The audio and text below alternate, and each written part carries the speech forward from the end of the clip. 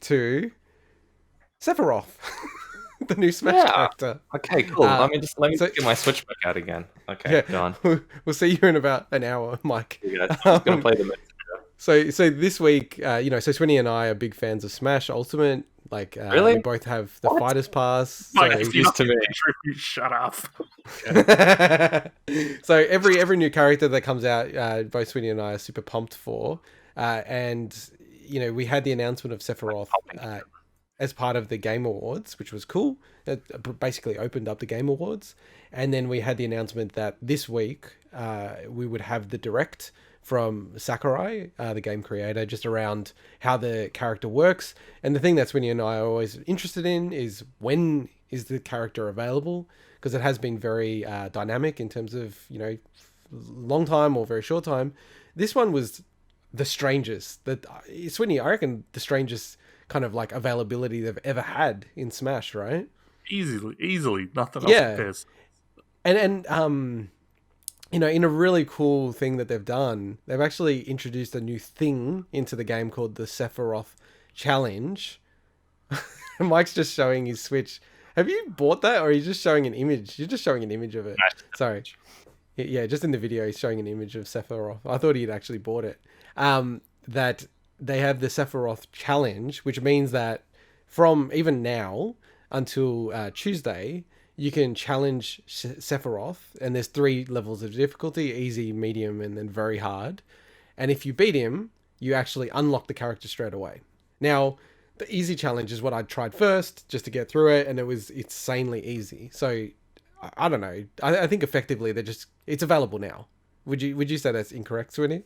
I know there's a caveat on it. It is not incorrect. It's basically, it's so easy to unlock him on that easy mode that it's like, here's the character. If you have the DLC season, was it Fighter Pass, or you pre-ordered the Sephiroth DLC? I think you need. I think now I heard that this is the case, but it might be incorrect. But I have heard from 2 sources that you have to have season pass, like the Fighter Pass 2, to be able to unlock him. Like just buying him doesn't get the challenge. I think the video, the Sakurai's presentation said both. That's why. Oh, okay. Sorry, I must have. Yeah, I think.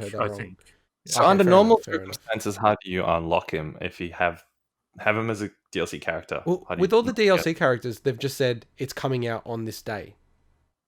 Right? So in the normal base game, you get these challenges that pop up, but they're kind of like integrated in the game. This is on the menu, there's an actual little thing at the top of the menu now that has like press start, like the plus button, to go into that challenge mode. And it's like this weird retro sort of like challenge screen from Final Fantasy VII. It's very cool. But I'm saying normally you just they'll get come out on a certain day, you just get them and you can play with. Just get it. Yeah. It's like early access if you do the challenge. Well, I think it's his way, because Sephiroth, whenever he has appeared in other games as well, they've always kind of honored him as the boss, and it's like some kind of special thing.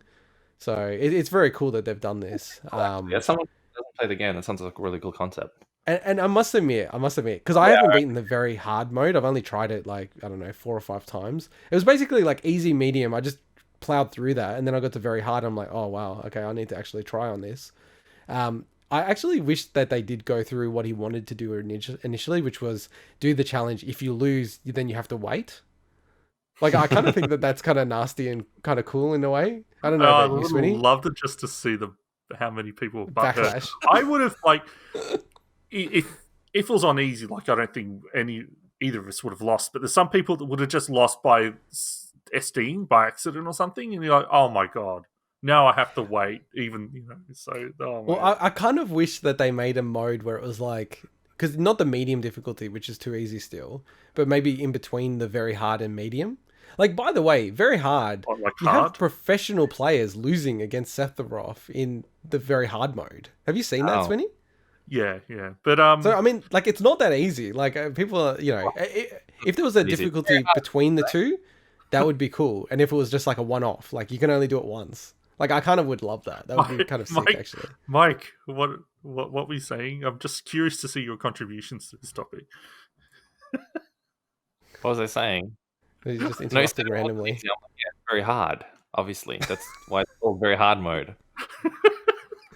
Oh god. And Swinny, given that this is going to be one of your mains in your rotation of mains, do you want to just quickly touch on some of the mechanics that you like? Yeah, so this, I mentioned it last week, but it's almost like this character was made for me. Like, I'm a Byleth main. I love my swordies, with counters. You know, I love... Basically, all these moves are a mixture of, like, the characters I use. It's crazy. So, the big thing is he has a comeback mechanic, similar to Lucario, Joker, and Terry, where he's after he takes a certain amount of damage, and that changes depending on how far you are ahead or behind in terms of stocks. So he gains a wing, and that makes him essentially faster, stronger, and has super armor to his smash attacks, which is huge, and also gives him an extra jump.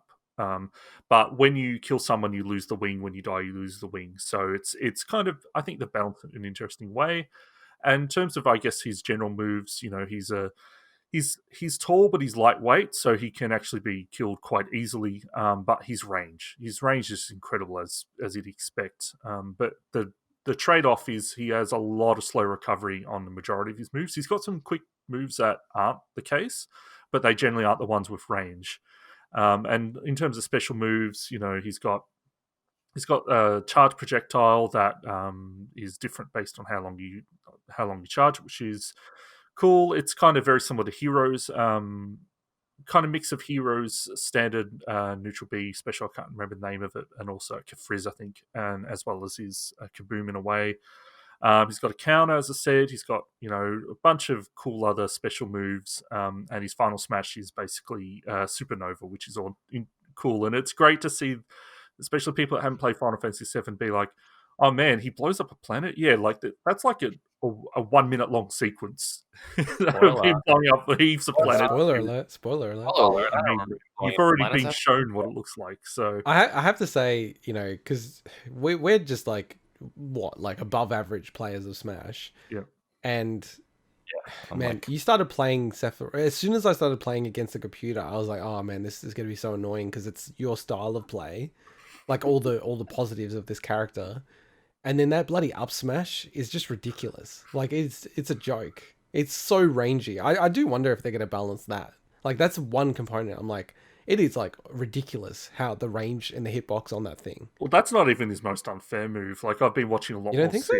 Oh no, like he's he can do up throw into up tilt, and it's a true combo apparently, or at least at low percent. Oh, okay. So they're probably going to change that then. Yeah, there's a whole bunch of stuff that you're like, oh man, this is brutal. And his recovery is actually really good once you learn how to use it. Yeah, I thought it was bad at the start, but then now I've seen people, and it's also an offensive recovery as well, which is always like kind of hard because it's then hard to edge guard. I like to jump off the edge and whack you, but then I'll often die if I try to do that because it's such a good recovery. The stage is really cool, very spoilery stage, and Sakurai spoiled a bunch in the direct or presentation. But it's a neutral stage for tournament play, which I think a lot of people, it's great for a lot of people. I don't care. Like I love my hazards, but it's good to get a stage that people will want to play in tournaments. They've added 9 tracks, which is great for Final Fantasy VII across Advent Children, the main game. Previously, they had 2 from Cloud. Had 2, and they've included 4 new arrangements, including one in Cosmo Canyon, which is one of my favorite song. I wish they had the Turks theme, but you can't include everything. And as alongside Sephiroth, then they also announced the new Mii fighter costumes. So 3 new ones, which is Tifa, Barrett, and Aerith. And then they brought back the Chocobo hat and Gino from Smash 4. Well, Gino's the big one. So Gino is 100% now deconfirmed Gino as one of the future fighters. I mean, like... I'm sorry, Gino fans, he never deserved it. I mean, I think... Because we've both played Super Mario RPG, but I've never been like the biggest Gino fan, and I've never really understood why so many people wanted Gino. But... I mean, the rating for me is... I actually buy a lot of these Mii fighter costumes because I think they're fun. And I did not buy the Gino one. Like, that to me is kind of pretty indicative. I was going to buy Barrett like, actually. Barrett, dude, I was going to buy Barrett. Like, that forward smash of the Mii Gunner, or that is like exactly what Barrett looks like in the game. Yeah, I was going to get Barrett as well. That's so funny. There would have been a chance that we both had got it. So, yeah, no, like a very cool update. Like, Smash is still flying, and now it's just kind of sad that there's only like, what is it, 3 left? 3 fighters? Yeah, so this was the third of the 6. But man, there've been some big hitters. So this massively. I'm super wrapped with Sephiroth. I can't wait to play more. And this is just like the perfect character for me. It's just I have to say, Sephiroth and Steve are just so big that I would not be shocked if there isn't any other like characters that have that kind of third party massive kind of crossover appeal. Like I wouldn't be shocked if they're the only real big ones, and we get some smaller ones. 3 more Fire Emblem characters. Well, I still think they're gonna do Luigi for some reason, just to troll people. Maybe as a bonus. Waluigi, sorry. Yeah, maybe as a bonus. Like, you never know. So, and let's to keep Mike entertained.